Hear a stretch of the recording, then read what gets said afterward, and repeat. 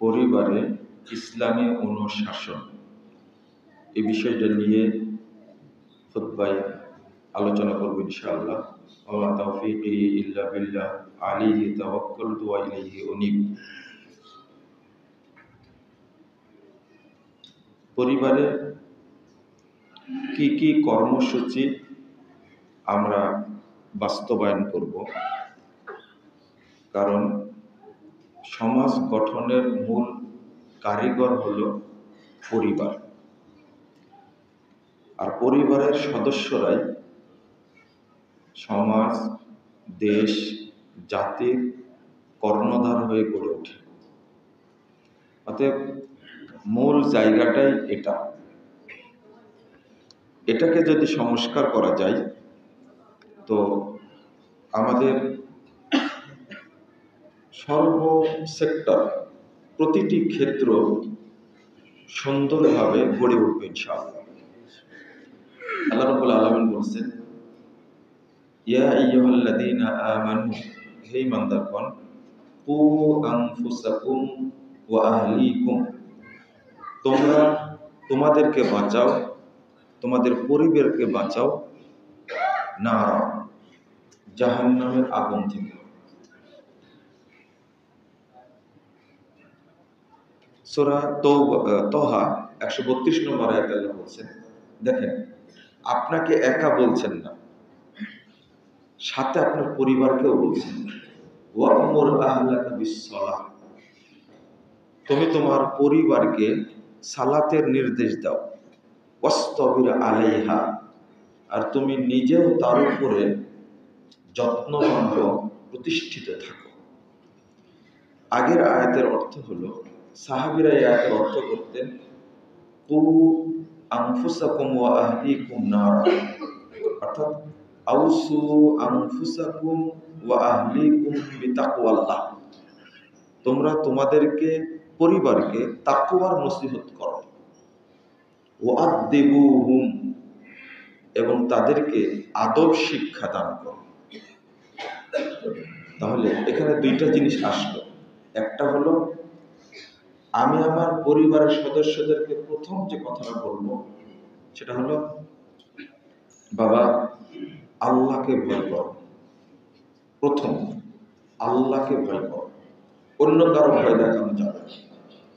এই যে আল্লাহকে ভয় করো, ইত্তাকিল্লাহ, আল্লাহকে ভয় করো, আল্লাহর নামটা তাকে যদি কানে দেওয়া যায়, এই নামের যে প্রভাব, এটা আপনি কল্পনাও করতে পারবেন না, প্রভাব এত বেশি। 2 নম্বর বলবেন, বাবা, মুআদ্দাব হতে হবে, অর্থাৎ ভদ্র হতে হবে, উশৃঙ্খল হওয়া যাবে না, আদব শিষ্টাচার শিখতে হবে, শিষ্টাচারকে নিজের জীবনে আবশ্যক করে নিতে হবে। শিষ্টাচারের চেয়ে, আদবের চেয়ে অধিক উত্তম, শ্রেষ্ঠ নিয়ামত, সম্পদ মানুষের জন্য আর কিছু নেই। সবচেয়ে বড় সম্পদ হল মানুষের জন্য চরিত্রবান হতে হবে। আমি এখানে কয়েকটি হাদিস পেশ করব, দলিল পেশ করব। একটা হলো, আপনি যে তাকে আল্লাহর নামটি বলবেন, এর পাওয়ার কত। রাসূল সাল্লাল্লাহু আলাইহি ওয়াসাল্লাম একদিন একজন সাহাবীকে তার পিছনে বসিয়ে গাধার পিঠে চড়ে যাচ্ছিলেন। হাদিসটি বর্ণিত হয়েছে 4982 নম্বর হাদিস, আবু দাউদের মধ্যে এসেছে। গাধার পিঠে উঠে চলতে গিয়ে গাধা হোঁচট খেয়েছে। হোঁচট খাওয়া মাত্রই সাহাবী পিছন থেকে বলছে, আবু তামিম আর জুহাইরি, তিনি বলছেন, তাই স্যার শয়তান, শয়তান ধ্বংস, শয়তান ধ্বংস, এই কথা বলেছেন। তখন রাসূল সাল্লাল্লাহু আলাইহি ওয়াসাল্লাম বলছেন, লা তাকুল তাইসা শয়তান, তুমি বলো না শয়তান ধ্বংস হোক। ইদা তাকুল তাইসা শয়তান ইয়াতাফাখারু ইয়াতাআযামু হাত্তা ইয়াকুনা মিসলাল জাবাল, এই কথা বললে শয়তান অহংকারে বড় হতে হতে বিশাল পাহাড়ের মতো হয়ে যায়। একটা শয়তান কত বড় হয়। আল্লাহ রাসূল বলছেন, তুমি যদি বলো যে শয়তান করলো, তাহলে শয়তানটা অহংকারে বড় হতে হতে আরেকটা হাদিস আছে মিসলাল বাইট, বিল্ডিং এর মতো হয়ে যায়। একটা পাহাড় কত বড়, বিভিন্ন হাদিসে উহুদ পাহাড়ের মতো উদাহরণ দিয়েছেন রাসূল সাল্লাল্লাহু আলাইহি ওয়াসাল্লাম। আপাতত আপনার উহুদ পাহাড় ধরেন, একটা উহুদ পাহাড় কত বড় হতে পারে? একটা শয়তান এত বড় হয়। রাসূল সাল্লাল্লাহু আলাইহি ওয়াসাল্লাম বলছেন, এবার ইদা তাকুল বিসমিল্লাহ, তুমি এই সময়ে যদি খালি বিসমিল্লাহ বলো, আল্লাহর নাম শুধু বিসমিল্লাহ যদি বলো, তাহলে হাত্তা ইয়াকুনা মিসলা দুবার, বিসমিল্লাহ বলা মাত্রই ইবলিশ শয়তান একবারে মশার মতো ছোট হয়ে যাবে। আপনি কি বুঝলেন আল্লাহর নামের পাওয়ারটা কি পরিমাণ? আল্লাহর নাম পাওয়ারটা কি পরিমাণ পাওয়ার! এই জন্য বাচ্চাদেরকে ছোট থেকে একটা দোয়া করতে হয়, যেটা ইব্রাহিম আলাইহিস সালাতু ওয়াস সালাম পড়েছেন, আউযু বিকালিমাতিল্লাহিত তাম্মাতি মিন কুল্লি শাইতানিন হাম্মা ওয়া মিন কুল্লি আইনিন লাম্মা। রাসূল সাল্লাল্লাহু আলাইহি ওয়াসাল্লাম হাসান হোসেনকে মাথায় হাত দিয়ে এই দোয়া করে ফু দিচ্ছেন, আর তিনি বলছেন, আমার বাপ, আমার আব্বা ইব্রাহিম আলাইহিস সালাতু ওয়াস সালাম ইসমাইল এবং ইসহাককে এই দোয়াটি পড়ে ফু দিতেন। আপনি ভেবে দেখেন এই দোয়াটার পাওয়ার কত। আমাদের সন্তানরা কেন নষ্ট হয়ে যায়? এর পিছনে কয়েকটা কারণ বলবো। যেগুলো শিক্ষা দিতে হয় এগুলো দেই না, আরো কিছু কারণ আছে। আমাদের ছেলে হয় মদখোর, আমাদের বাচ্চারা হয় তাড়িখোর, সন্ত্রাসী, মাকে ধরে মারে, বাপকে ধরে মারে, নিজে বিভিন্ন মেয়েদের সাথে চলাফেরা করে, নাউজুবিল্লাহ। পিতামাতা লজ্জিত, অপমানিত। এর পিছনে কারণ আছে। কারণটা হলো, এক নম্বর কারণ, আপনি এবং আমি এই দুইজনের ত্রুটি আছে। আমার ওয়াইফ এবং আপনার ওয়াইফের সমস্যা আছে। কেন? মূল বাড়িতে যাকে নিয়ে আসবেন আপনি, যারা নিয়ে আসছেন তাদের জন্য আর কি নসিহত, তবে যারা এখনো বিয়ে করেননি তাদের জন্য আমার এই আলোচনাটা খুব কাজে লাগবে অবশ্যই। কেন জানেন? ওই বাড়ির মহিলাটাই হলো আপনার সংসারের, আপনার পরিবারের, আপনার ব্যবসার বরকতের মূল ভান্ডার, মূল খনি। পুরুষের মধ্যে কোনো বরকত নেই। আমরা কোরআন হাদিস পড়ে পাই না যে পুরুষের মধ্যে বরকত আছে। যে মেয়েটাকে আপনি নিয়ে আসবেন তার মধ্যে কি পরিমাণ বরকত! বরকত নাই বলেই ছেলেটা বিপথে গেছে। আপনি কতটা কারণ নেবেন? একটা মা বাচ্চা জন্ম দিলেই সে বড় কিছু হয়ে গেল এমনটা, বরং বাচ্চাটা সঠিকভাবে মানুষ হয়েছে কিনা এটা যখন দেখবেন, তখন দেখবেন যে পরিবারটা সফল পরিবার। যে সন্তান মাকে মারে, বাপকে মারে, মায়ের খোঁজ রাখে না, বাপের খোঁজ রাখে না, এই সন্তান কেমনে ভালো হলো? দুইটা বিষয়। একটা হলো, যখন আপনি নির্বাচন করবেন তখন দেখবেন এটা বরকতপূর্ণ হবে কিনা। আপনি এমন একটা মেয়েকে নিয়ে আসলেন যে বুরকা তো দূরের কথা, কোনোদিন উড়নাও পরেনি, জামাটাও পরেনি, তো বুঝছেন এ হলো পরিবারের জন্য ধ্বংস কুলক্ষণ।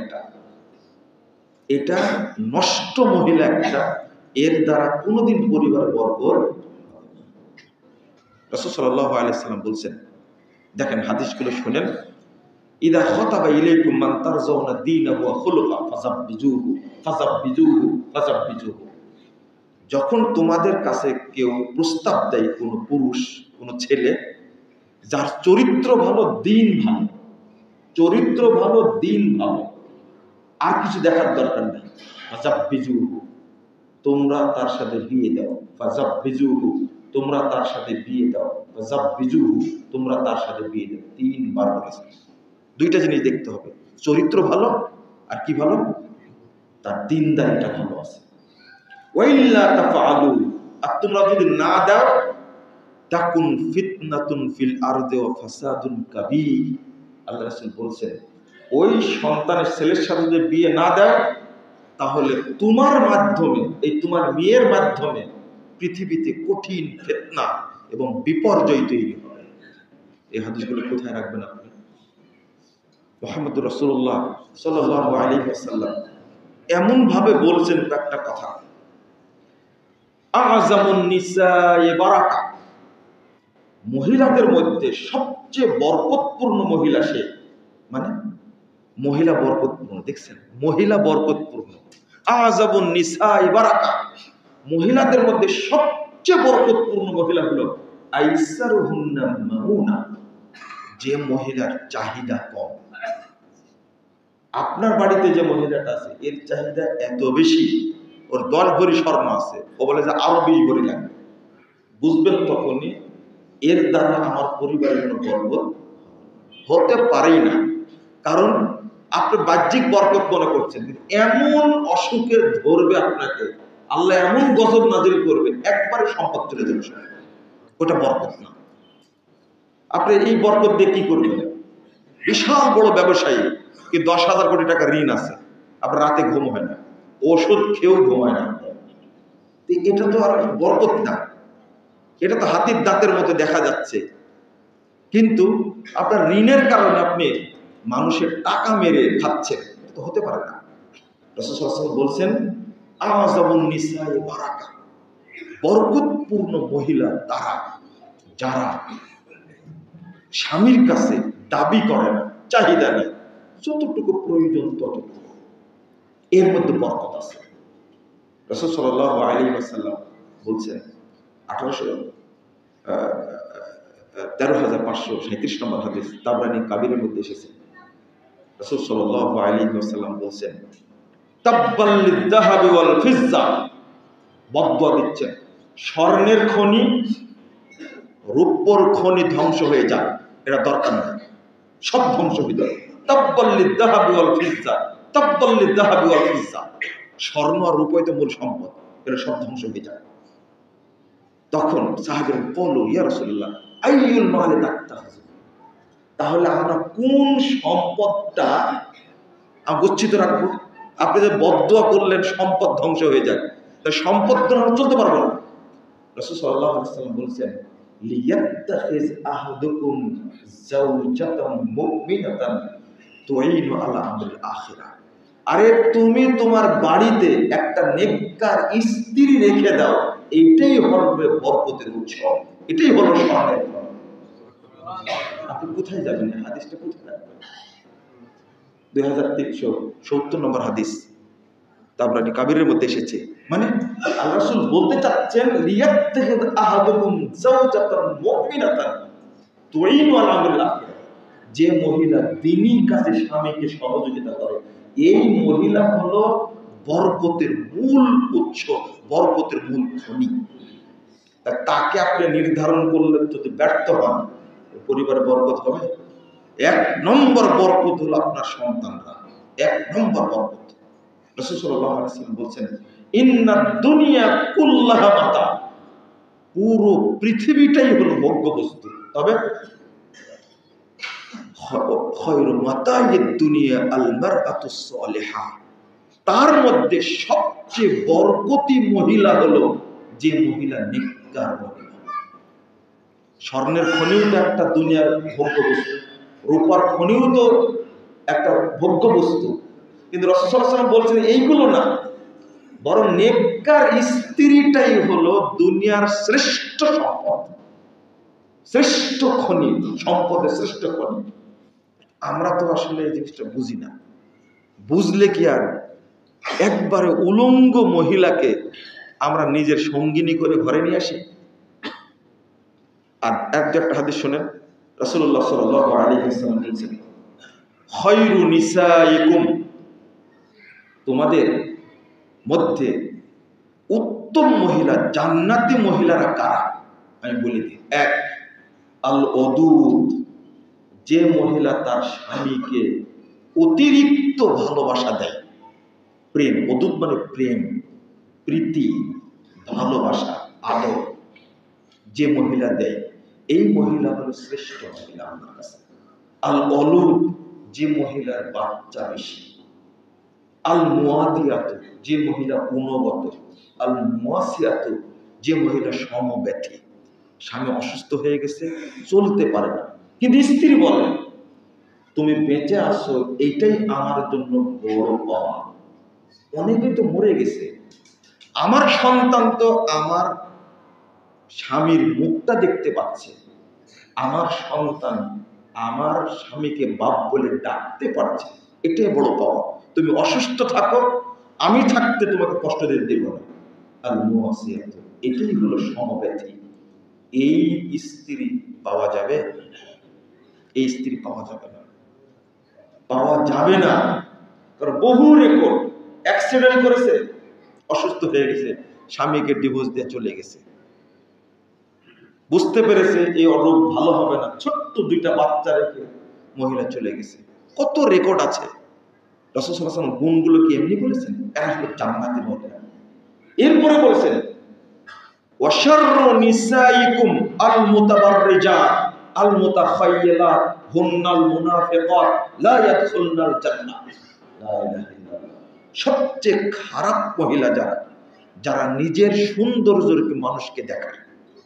যখনই আপনার ওয়াইফের মুখমণ্ডল, হাত, পেট, পিঠ দেখতে পাবে, তখনই বুঝবেন এই মহিলা হলো নিকৃষ্ট মহিলা, এই মহিলার দ্বারা কখনো বরকত পায় না।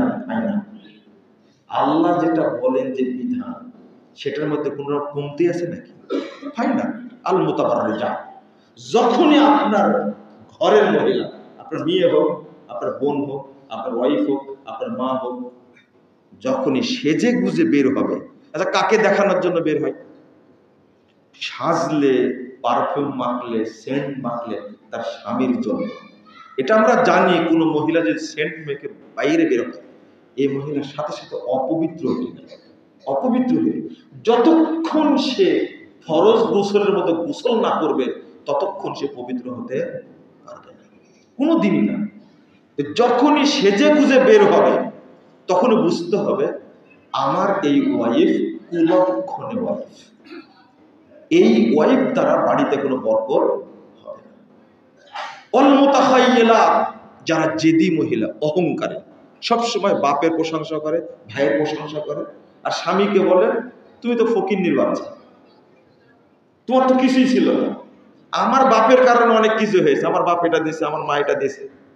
বুঝবেন এই মহিলা হলো কুলক্ষণে মহিলা, কোনোদিন বরকত হবে না। আপনার পরিবার নষ্ট করবে, সন্তানগুলো ধ্বংস হবে, এতে কোনো সন্দেহ নেই। এরপরে কি বলছেন? হুন্নাল মুনাফিকাত, এরা হলো মুনাফিক মহিলা। লা ইয়াদখুলনাল জান্নাহ, এরা জান্নাতে যাবে না। এগুলো সোজাসুজি কথা, পরিষ্কার কথা। একই হাদিসের মধ্যে 2টা কথা বলছে, আপনি নিজেই খুঁজে দেখেন। রাসূল সাল্লাল্লাহু আলাইহি ওয়াসাল্লাম বলছেন জটিল কথা, মিন সাদাতি ইবনে আদম সালাসা, আদম সন্তানের বরকতের প্রতীক, সৌভাগ্যের প্রতীক 3টা।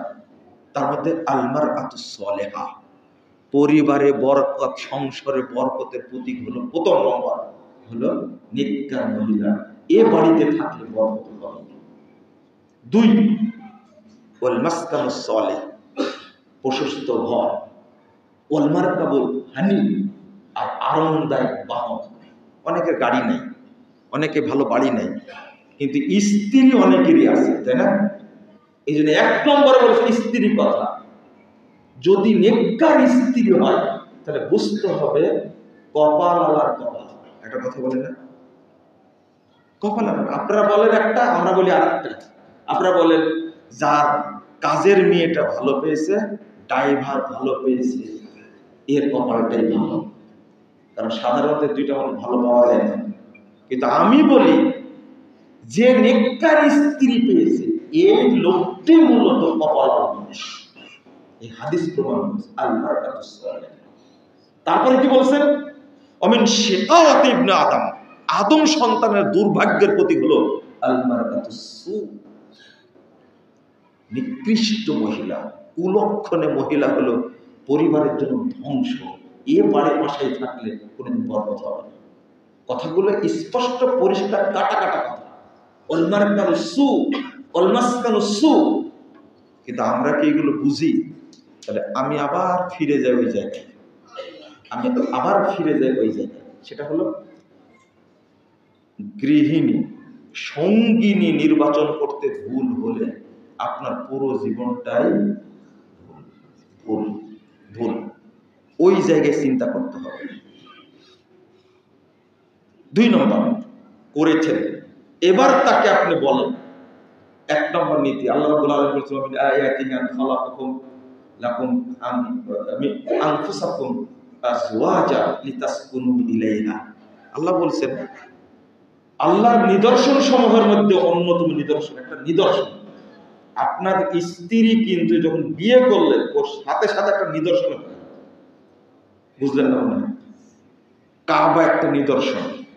বুঝছেন কিনা জানেন? কাবা আল্লাহর কি নিদর্শন, মাকাম ইব্রাহিম আল্লাহর নিদর্শন, হাজরে আসওয়াদ আল্লাহর নিদর্শন, জমজম পানি এটা হলো আল্লাহর নিদর্শন, কুরবানি আল্লাহর নিদর্শন। ঠিক আপনার ওয়াইফকে আল্লাহ রাব্বুল আলামিন বলছেন এটা একটা আল্লাহর নিদর্শন। আল্লাহ তৈরি করেছেন কেন? লিতাসকুনু ইলাইহা, যেন তোমরা তার কাছে গিয়ে প্রশান্তি পাও, তৃপ্তি পাও, তোমরা যেন ভালোবাসা পাও। যখনই দেখবেন বাড়িতে কোনো স্বামী তৃপ্তি পাচ্ছে না, ও সবসময় অফিসে থাকতে চায়, চাষটুলে থাকতে চায়, বাহিরে থাকতে চায়, আড্ডা দিতে চায়, বাড়িতে গেলে ক্যাস করবে, ঝামেলা, শান্তি নেই বাড়িতে, তখন বুঝবেন এ হলো কুলক্ষণে মহিলা। এর দ্বারা কোনোদিন বাড়িতে বরকত হবে না। একটা সূত্র বলে দিলাম, এটা কোরআনের আয়াত। যেদিন, আমি মা বোনদেরকে বলবো, যেদিন আপনার স্বামী মনে করবে বাড়িটাই আমার সবকিছু, ছটফট করে বাড়িতে আসার জন্য, বাড়িতে অন্তত একটা বরকতপূর্ণ মহিলা আছে, আমি তার কাছে যাব, তখন বুঝবেন যে আমার স্বামী আমার প্রতি সন্তুষ্ট আছে। আর যদি না থাকে তাহলে বুঝবেন আমার দ্বারা বাড়ির কোনো কল্যাণ হবে না। অবশ্য আমার বক্তব্যগুলো শুনলে মহিলারা অতটা নিতে পারে না। আমি হাদিস অনুবাদ করি, স্রোত যে আলাদা দিকে, স্রোত এখন চাচ্ছি বাংলাদেশে মুখী হোক, কিন্তু বাংলার কিছু মানুষ চাচ্ছে ভারতমুখী হোক, তাই না? সমস্যা তো এই জায়গায়। আল্লাহ যেন আমাদের বোঝার তৌফিক দান করেন, আমিন। এবার চলেন, আমি যে আলোচনা শুরু করেছিলাম, 1 নম্বর, সন্তানকে কার ভয় দেখাবেন? রাসূল সাল্লাল্লাহু আলাইহি ওয়াসাল্লাম। 2 নম্বর বলছেন আদিবুহুম, তাদেরকে আদব শিক্ষা দেবেন, আল্লাহর ভয়। রাসূলুল্লাহ সাল্লাল্লাহু আলাইহি ওয়াসাল্লাম বলছেন, 22128 নম্বর হাদিস, আহমদের মধ্যে, মুসনাদ আহমদের মধ্যে এসেছে, আনফিক আলা ইয়ালিক মিন তাওলিক, তুমি তোমার বেঁচে থাকা পর্যন্ত তোমার পরিবারের উপরে খরচ করো। ওয়ালা তারফা আনহুম আসাকা আদাবা, শিষ্টাচারের লাঠি তুমি উঠিয়ে শিকায় তুলে রেখো। মানে আমরা কোথায় রাখি? ছাদে তুলে রাখি, লাঠির দরকার নেই। আল্লাহ রাসূল বলছেন আদবে, শিষ্টাচার, চরিত্র শিক্ষা দেওয়ার লাঠিকে তোমরা উপরে উঠে রাখো না, বরং কাছে রেখে দিও। আমরা এখন আমেরিকা, লন্ডন, কানাডা, অস্ট্রেলিয়ার চরিত্র গ্রহণ করেছি, তাই না? বাচ্চাদেরকে কি করা যাবে না? মারা যাবে না, ধমক দেওয়া যাবে না, ভয় দেখানো যাবে না। আরে আমেরিকা, অস্ট্রেলিয়ার চরিত্র আমাকে গ্রহণ করতে হবে। আমেরিকা, লন্ডনে কি মানুষ বাস করে যে ছেলে মাকে ধর্ষণ করে, আস্তাগফিরুল্লাহ, ভাই বোনের সাথে অবৈধ সম্পর্ক রাখে? ওই সমস্ত লোকদের চরিত্র আমাকে নিতে হবে না। আপনাকে শিক্ষিত বলেছে কে? আপনি তাদের সম্পর্কে জানেন? যে সন্তান মা বাবার খোঁজ রাখে না, যে দেশের 70% সন্তান হল জারজ সন্তান, তারা বাপকে ছেড়ে জানে না, সেই দেশের আপনার চরিত্র গ্রহণ করতে হবে। এই শিক্ষা আপনাকে কে দিতে বলেছে?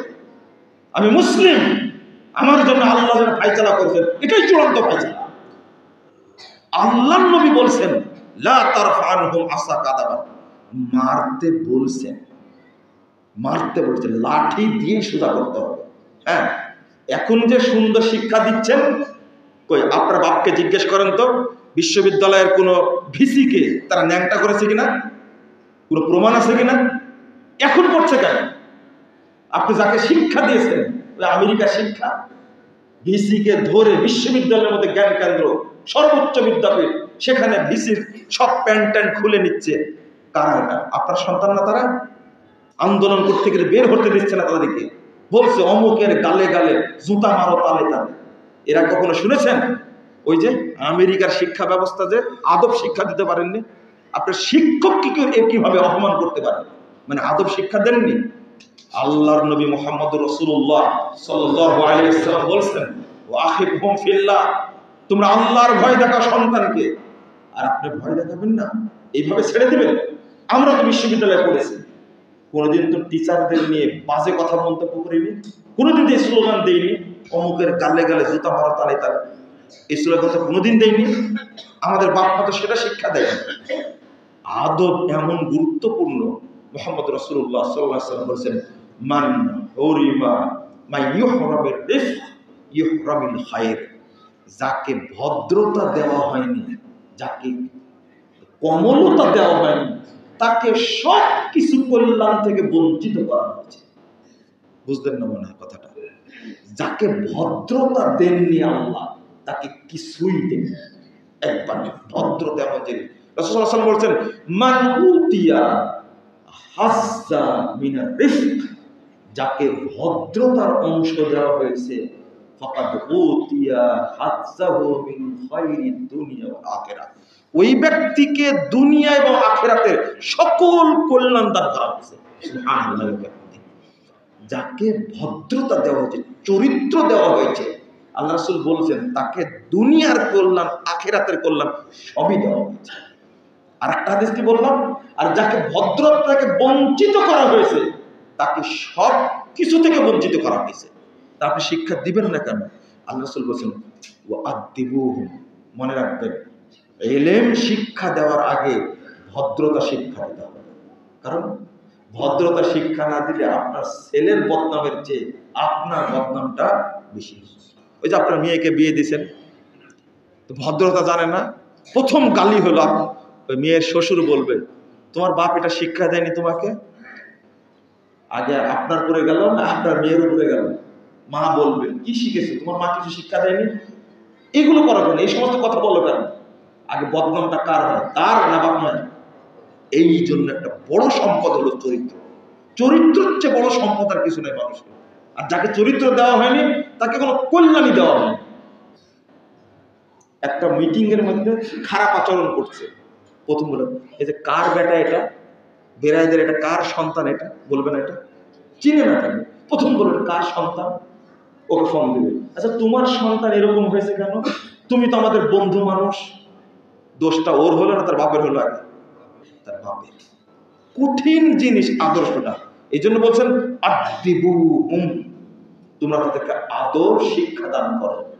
শুধু আপনার সন্তান না, রাসূল সাল্লাল্লাহু আলাইহি ওয়াসাল্লাম বলছেন আপনার বাড়িতে চাকর যে আছে, ড্রাইভার যে আছে, কাজের মেয়েটা আছে, আল্লাহ রাসূল বলছেন ফাআদ্দাবাহা আদ্দাবাহা ফাআহসানা তা'দীবাহা ওয়া আল্লামাহা ফাআহসানা তা'লিমাহা, তাকেও আদব শিক্ষা দিতে বলেছেন, তাকে ভদ্রতা শিক্ষা। কাজের মেয়েকে যদি আল্লাহ বলে, আল্লাহ রাসূল বলেন যে ভদ্রতা শিক্ষা দেয়, তাহলে আপনার সন্তানকে দিতে হবে না ভদ্রতা শিক্ষা? ও কাজের মেয়ে কয়দিন কাজ করবে, কয়দিন থাকবে, কাজের মেয়েটা কয়দিন থাকবে, তাকে ভদ্রতা শিক্ষা দেওয়ার কথা বলছেন। রাসূলুল্লাহ সাল্লাল্লাহু আলাইহি ওয়াসাল্লাম বলছেন, মা মিন শাইইন আসকালু ফিল মিজান মিন হুসনিল খুলক, কাল কিয়ামতের মাঠে দাড়ি পাল্লায় মাপা হবে আপনার সৎ আমলগুলো, তাহাজ্জুদের আমল, হজ্জের আমল, সিয়ামের আমল, সালাতের আমল। রাসূল সাল্লাল্লাহু আলাইহি ওয়াসাল্লাম হচ্ছে 2002 নম্বর হাদিস তিরমিজির মধ্যে এসেছে, সবচেয়ে নেকিপূর্ণ ভারী আমল হবে আপনার চরিত্রটা। মানে একদিকে যদি আপনার সারা জীবনে সালাত তুলে দেওয়া হয়, আর একদিকে যদি আপনার চরিত্র তুলে দেওয়া হয়, তাহলে ভারী হবে আপনার চরিত্রটা। মানুষের অমূল্য সম্পদ। সারা বছরের তাহাজ্জুদ, হাদিসে আসছে ইন্নাল মুমিনা লা ইউদরিকু দারাজাতা সাইমিল নাহার ওয়া কায়মিল লাইল। আল্লাহু আকবার। যে মুমিন ব্যক্তি চরিত্রবান হবে, এমনি চরিত্রবান, সে তাহাজ্জুদ পড়ে না, সিয়ামও রাখে না, চরিত্রবান হওয়ার কারণে সারা জীবনের তাহাজ্জুদের নেকি, সারা জীবনের সিয়ামের নেকি, নফল সিয়ামের নেকি আল্লাহ তার আমলনামায় অটো দান। আর আপনাদের যে বুঝাতেছিল হাদিস বলাটা আমার উদ্দেশ্য না। আমার উদ্দেশ্য হলো চরিত্র কত দামি, শরীয়ত চরিত্রকে কত দাম দিয়েছে। আপনার সাথে চললেই বোঝা যায় সারাদিন বক বক করেন, মানে আপনার মধ্যে ভদ্রতা নেই। আল্লাহ রাসূল সাল্লাল্লাহু আলাইহি ওয়াসাল্লাম বলছেন, আল হায়া ওয়াল ইউ শুবাতুম মিনাল ঈমান ওয়াল বাযা ওয়াল বায়ান শুবাতুম মিনান নিফাক। লজ্জা এবং অল্প কথা, লজ্জা এবং অল্প কথা যে বলে, তার লজ্জা আছে, এই ব্যক্তি মুমিন। 2027 নম্বর হাদিস তিরমিজির মধ্যে এসেছে।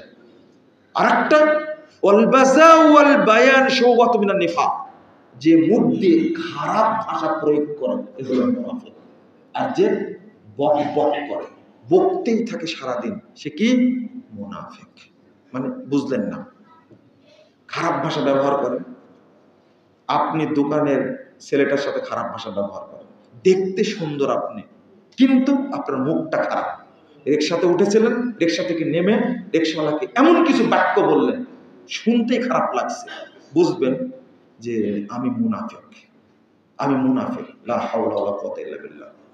আমি মুনাফিক। না হলে আমার মুখ দিয়ে এত খারাপ ভাষা বেরোল কেন? আমার দ্বারা এত খারাপ কাজ হলো কি করে? আমি তো বুঝলাম না। আরেকটা হলো যে মানুষের ভদ্রতা যদি থাকে, তার মুখ দিয়ে কখনো খারাপ কথা বের হবে না। 2, তার আচরণে কখনো মানুষ কষ্ট, তার ব্যবহারে মানুষ কখনো দুঃখ পাবে না, বরং বলবে কি জানেন? মাশাআল্লাহ। আসলে দোয়া মানুষের কাছে চাওয়া লাগে না, দোয়া মানুষের কাছে চাওয়া লাগে না, অটো দোয়া বের হয়। হাদিসটা কি? লোকটা এইরকম, আমি তো জানতাম না, আলহামদুলিল্লাহ। এইটাই কিন্তু তার জন্য কি? দোয়া। ওই যে আল্লাহ রাসূল বলছেন, আফজালুদ যিকরি লা ইলাহা ইল্লাল্লাহ ওয়া আফজালুদ দুআই আলহামদুলিল্লাহ। আপনার বাড়িতে গেলাম, সুন্দর আচরণ করলেন, বেরিয়ে মনে মনে ভাবছে আলহামদুলিল্লাহ, লোকটা এইরকম। এই যে আলহামদুলিল্লাহ নেকিটা কে পাবে? ওই লোকটা পাবে। এই যে অন্তর থেকে বের হওয়া, যেটা আপনার ব্যবহার দেখলে ওই লোকটা অন্তর থেকে বলবে মাশাআল্লাহ, লোকটা এত সুন্দর কথা বললেন, এত ভালো ব্যবহার করলেন, আমি তো চিন্তাই করতে পারি না। অথচ লোকটা সম্পর্কে কত গীবত করি, কত গালি দিই, সাক্ষাৎ মানুষটা আমার সাথে এত ভালো আচরণ করলেন, শত্রু বন্ধু হয়ে গেছে, শত্রু বন্ধু হয়ে গেছে। এই জন্য শ্রেষ্ঠ আদর্শের প্রতীক ছিলেন মুহাম্মদুর রাসূলুল্লাহ সাল্লাল্লাহু আলাইহি ওয়াসাল্লাম। আপনি ওই নবীর উম্মত, আপনার চরিত্র এত খারাপ হবে না। আমি ছোট ছোট করে 2টা কথা বলবো, সেটা হলো ওয়া'মুর আহলাকা বিস-সালাহ ওয়াসতাবির আলাইহা। তুমি তোমার পরিবারকে সালাতের নির্দেশ দাও। 3 নম্বরে আসলে কি? সালাত। আপনারা জানেন, ইলম শিক্ষার আগে আগে আদব শিখতে হয়। কারণ বহু মানুষ আছে শিক্ষিত, আপনি জানেন বিভিন্ন সেক্টরে চাকরি করে শিক্ষিত মানুষ, এমনকি বিসিএস ক্যাডার পর্যন্ত, অফিসার, সচিব, বিচারপতি পর্যন্ত, এই লোকগুলোর মুখ কিন্তু খুবই খারাপ। আপনি বুঝবেন না, কিন্তু তার ড্রাইভারকে জিজ্ঞেস করবেন। একজন বলছেন, ড্রাইভার বলছেন যে স্যার, আমার স্যারের সবচেয়ে নরমাল ভাষা হলো শুয়োরের বাচ্চা, এটা ছাড়া ভাষা বলেই না। আস্তাগফিরুল্লাহ, আস্তাগফিরুল্লাহ। চিন্তা করেন, তার কষ্ট।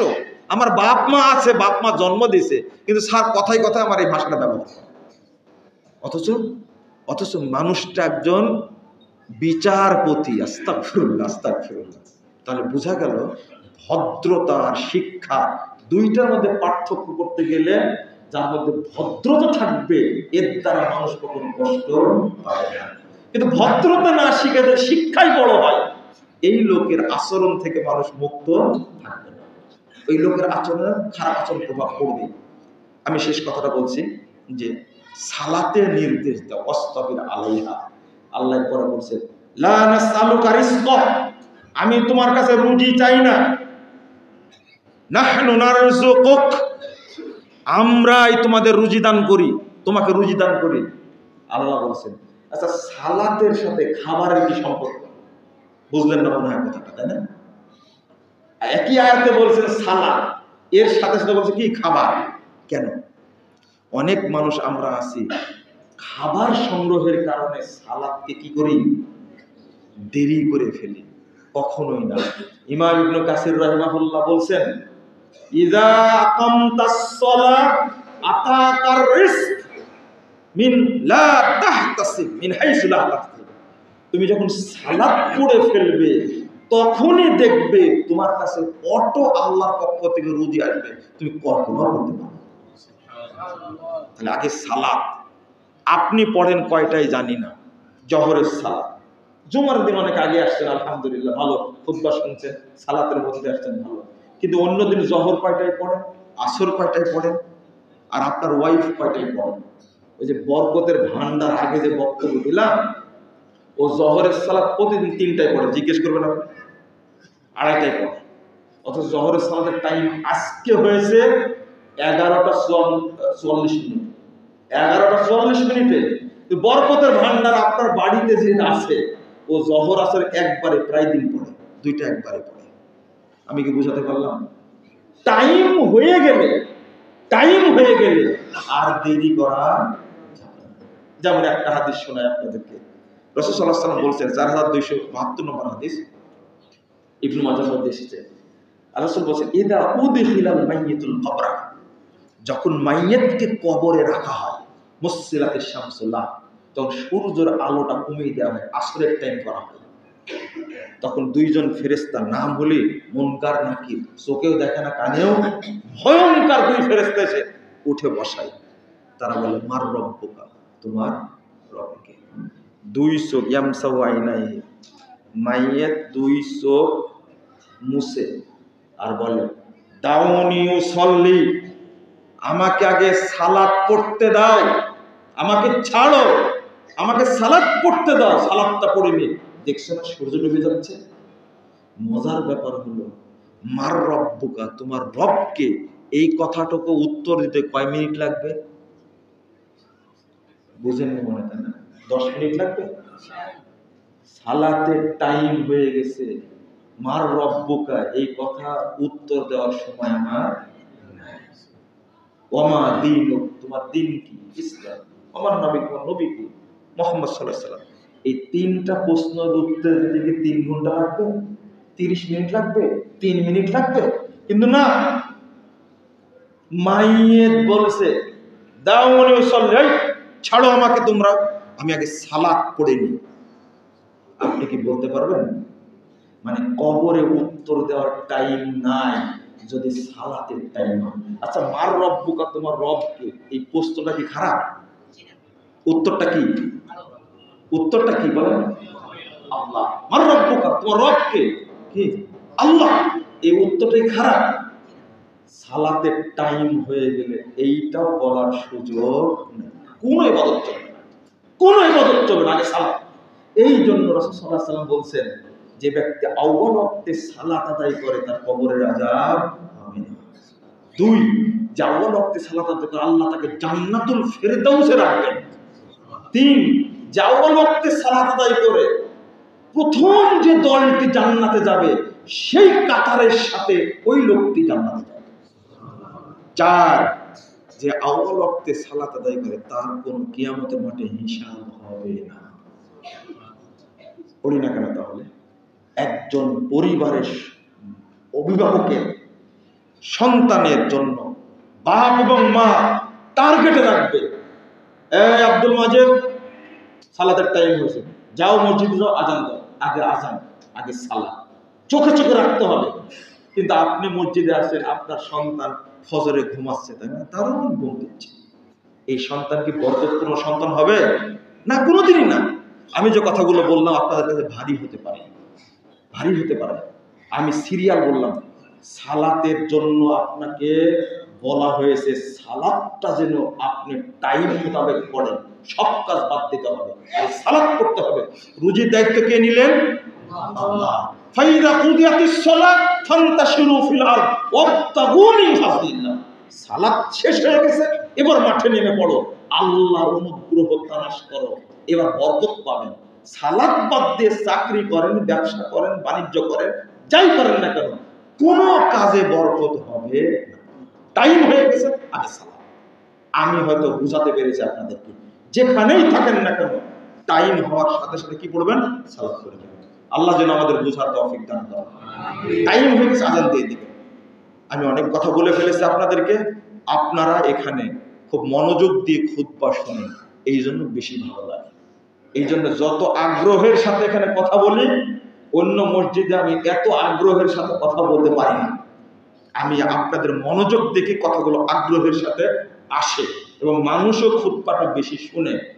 দোয়া করবেন আল্লাহ যেন এই আলোচনা কবুল করেন, বাংলাদেশের মানুষকে যেন আল্লাহ সংশোধন হওয়ার তৌফিক দান করেন, পরিবারে যেন আমাদের কোনো কুসন্তান যেন না থাকে, আমাদের পরিবারটা যেন সালাতের পরিবার হয়, কারণ আমরা পরিবার সহ জান্নাতে যেতে চাই। আল্লাহ যেন কবুল করেন, আমিন। কারণ কোনো ব্যক্তি যদি থাকে পরিবারে বেনামাজি, তাহলে এই কাফের, এর সাথে আমার হাসর নাসর হবে না। কাফের, তার জানাজাও চলবে না, তার দাফনও চলবে না, তার কাফনও চলবে না, তার গোসলও চলবে না। অতএব এই ধরনের লোক যেন আমার পরিবারে না থাকে, আল্লাহ তুমি কবুল করো, আমিন। বারাকাল্লাহু ফিকুম ওয়া জাযাকুমুল্লাহু খাইরান।